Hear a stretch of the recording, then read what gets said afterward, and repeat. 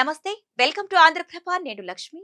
నార్వేలో భారత ప్రధాని మోదీ పర్యటన సందర్భంగా చోటు చేసుకున్న పరిణామాలు ఇప్పుడు హాట్ టాపిక్ గా మారాయి. మోదీని ఉద్దేశించి ప్రశ్నించిన మహిళా journalist Helle Lyng social media account suspend కావడం సంచలనం సృష్టిస్తోంది.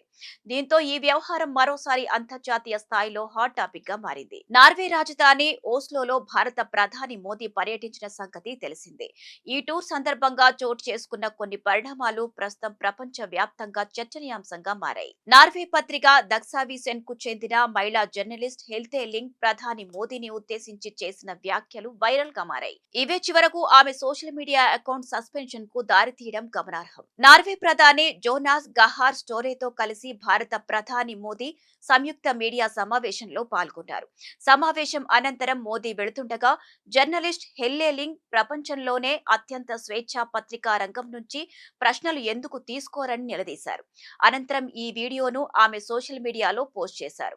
వరల్డ్ ప్రెస్ ఫ్రీడమ్ ఇండెక్స్ లో నార్వే ఫస్ట్ ప్లేస్ లో ఉంటే భారత్ 157వ స్థానంలో ఉంది. పాలకులను ప్రశ్నించడమే మా బాధ్యతని రాసుకొచ్చారు. ఈ వీడియో అతి తక్కువ టైంలోనే వైరల్ గా మారింది. అంతేకాదు ఆమెపై పెద్ద ఎత్తున ట్రోలింగ్ జరిగింది. ఈ క్రమంలోనే కొందరు నెటిజన్లు ఆమెను విదేశీ ఏజెంట్ అని, చైనా ప్రాక్సీ అని విమర్శించారు. ఈ పరిణామాల నేపథ్యంలో ఈ నెల 19న హెల్లే లింక్ సోషల్ మీడియా అకౌంట్స్ అయినప్పటికీ ఇన్స్టాగ్రామ్, ఫేస్బుక్ ఖాతాలు మెటా సంస్థ సస్పెండ్ చేసింది. దీనిపై ఆమె ఎక్స్ వేదికగా స్పందించారు. పత్రికా స్వేచ్ఛ కోసం చెల్లించిన చిన్న మూల్యం ఇది. నా ఇన్స్టా, ఫేస్బుక్ అకౌంట్ సస్పెండ్ అయ్యాయి. చాలా మంది భారతీయులకు సమాధానం ఇవ్వాలనుకున్నారు. కానీ నా స్పందన ఇప్పుడు కాస్త ఆలస్యం అవుతుందని తెలిపారు.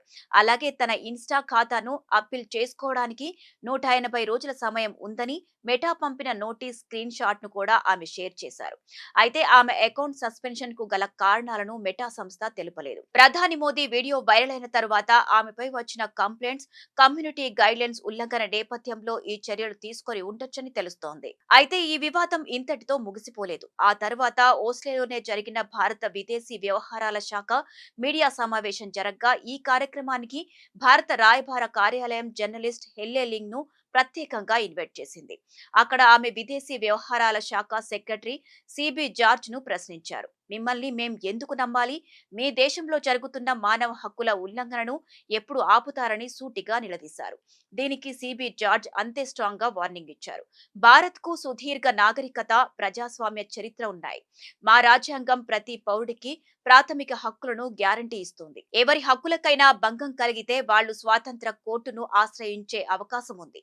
ఈ క్రమంలోనే ఒక గొప్ప ప్రజాస్వామ్య దేశంగా మేం గర్విస్తున్నామని స్పష్టం చేశారు. మొత్తంగా ఈ వివాదం నేపథ్యంలో సోషల్ మీడియాలో వచ్చిన ఆరోపణలపై స్పందించిన మహిళా జర్నలిస్ట్ హెల్లే లింక్ క్లారిటీ ఇచ్చారు. తాను ఏ విదేశీ ప్రభుత్వానికి గూఢాచారిణి కాదని, ఒక ఇండిపెండెంట్ జర్నలిస్ట్ గా కేవలం తన విధిని మాత్రమే నిర్వర్తించారని చెప్పుకొచ్చారు.